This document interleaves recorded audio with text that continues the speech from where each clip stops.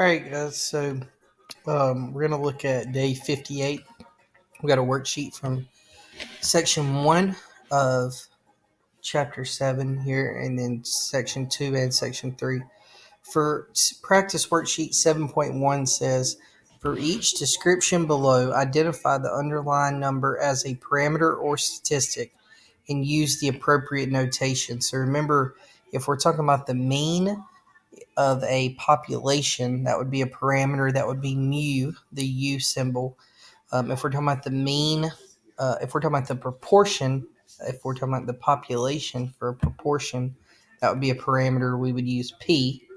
If we're talking about the mean of a sample, that's a statistic, we use X bar. And if we're talking about a proportion of a sample, we use P hat. And that would be a statistic again.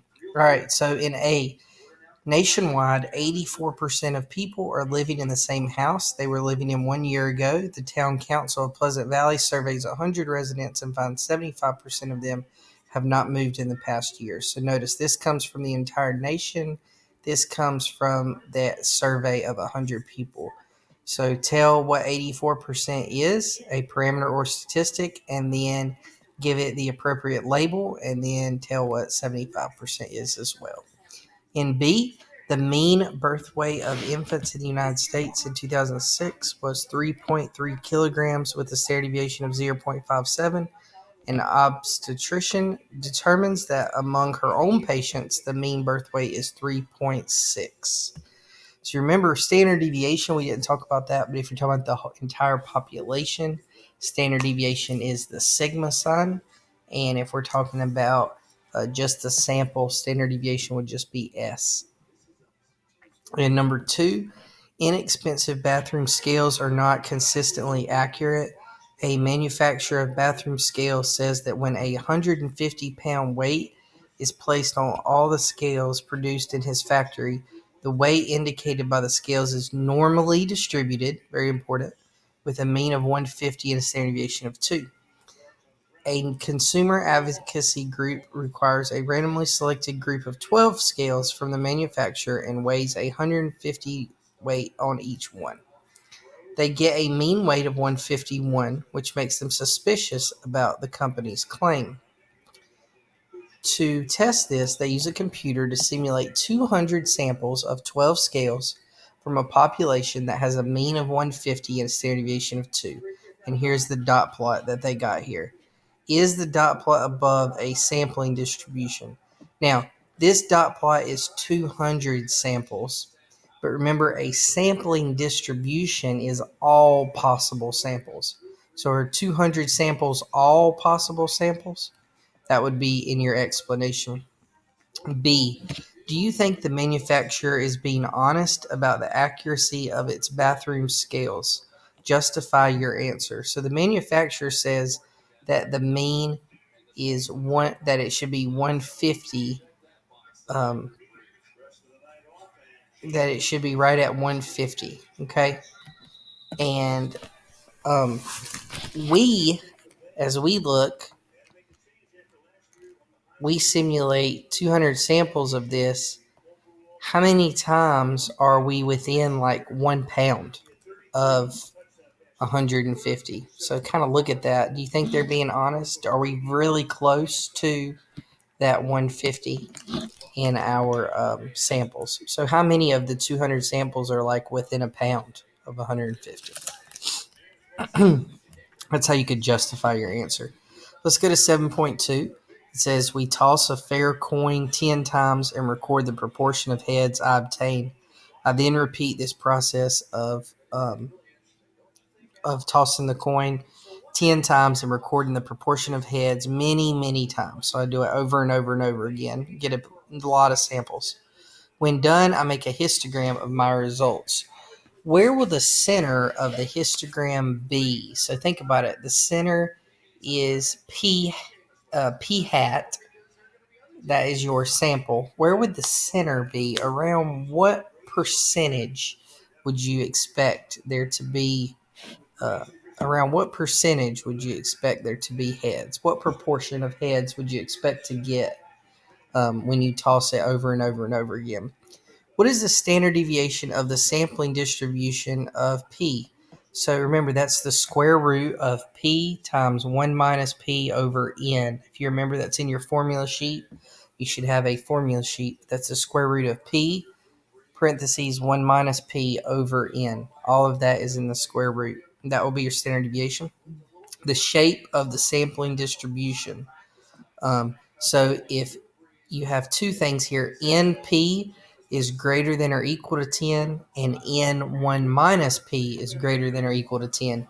So check out both of those, and if those are greater than or equal to 10, then it would be then we would be able to say that it is approximately normal. If it's not, then we're not going to actually be able to say it's approximately normal. So you need to think about how big our sample size is here. Down here it says the Harvard College alcohol study finds 67% of students support efforts to crack down on underage drinking. The study took a sample of almost 15,000 students, so the population proportion who supports a crackdown is very close to 0.67. So that's the whole population. The administration of a large college surveys a simple random sample of 100 students and finds 62 of those 100, so 62%, support a crackdown on underage drinking. What is a sample proportion who supports a crackdown on underage drinking? So I just told you that. That comes from our sample of 100 students. If, in fact, the proportion of all students on your campus who support a crackdown is the same as the national 67%, what is the probability that the proportion is as small or smaller than what we got? So remember, we need to go from negative 999 all the way up to 0.62, and the mean would be 0.67. And the standard deviation we would need to calculate. Remember, the standard deviation is the square root of p times 1 minus p over n. And then you could do the normal CDF from negative 999 to 0.62 with a mean of 0.67. And then the standard deviation will be the square root of p times 1 minus p over n. Remember, p is 0.67. So the square root of 0.67 times 1 minus 0.67 divided by n. And n would be your sample size, which is 100. Not 15,000. That's your population. We're just looking at our sample size. That's what n is, which will be 100. That'll give you your standard deviation that you can put into the normal CDF formula. Practice worksheet 7.3. The weights of newborn children in the United States vary according to the normal distribution. The mean is 7.5. The standard deviation is 1.25. The government classifies a newborn as having a low birth weight if their weight is less than 5.5 pounds. So if it's less than 5.5, then they say they have a low birth weight. So what is the probability that a baby chosen at random weighs less than 5.5? So we can go to normal CDF, go from negative 999 to 5.5. We have our mean of 7.5 and our standard deviation of 1.25. Now we choose 3 babies at random and find their mean weight. What are the mean and standard deviation of the 3 babies? So remember, the mean should be the same as the mean of the population, which is 7.5. The standard deviation, though, is going to be the standard deviation of the population, which is sigma, that's 1.25, divided by the square root of n. So n here is 3 babies. So it'll be 1.25 divided by the square root of 3. Okay, 1.25 divided by the square root of 3 will be your standard deviation. What is the probability that their average birth weight is less than 5.5 pounds? So the only thing different from number 1 to number 3 is our standard deviation has changed. So we're going to do normal CDF again from negative 999 to 5.5 with a mean of 7.5, and then our standard deviation will be that new standard deviation, which was 1.25 over the square root of 3. Okay, So we're going to move to number 4. Would your answers to 1, 2, or 3 be affected if the distribution was non-normal?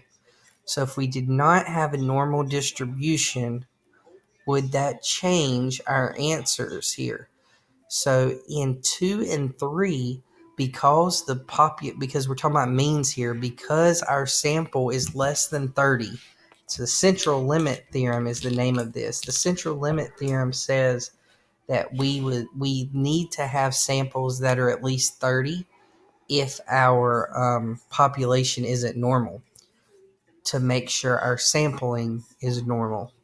So in this, the answers to 2 and 3 would be affected because the samples are very small. They're less than 30. They're only 3. Our sample size is only 3. So if the population wasn't normal, we would not have a big enough sample to make it normal. Now, what you need to know is it's okay if the population isn't normal if you have a large sample. So let's say our sample was 40 babies, then it doesn't matter if the population is normal or not because our sample is at least 30 or more. But because our sample is only 3, it does matter that our population was normal. And it does tell us in the problem that our population was normal. So that was fine. Okay, so there's kind of just a brief overview and going through that. So I've gone through all your questions here from for 7.1, 7.2, and 7.3. So if you'll fill out these sheets, if you've already submitted them, go back and make sure you filled them out correctly. If you'll fill out all these sheets and then turn these in today, then we'll go from there, and you can move to the next day's work, which will be the quiz on chapter 7, and then the following day's work will be the test on chapter 7. So you need to get through that early this week so we can then move forward to chapter 8. All right. If you have any questions, just let me know. Thanks.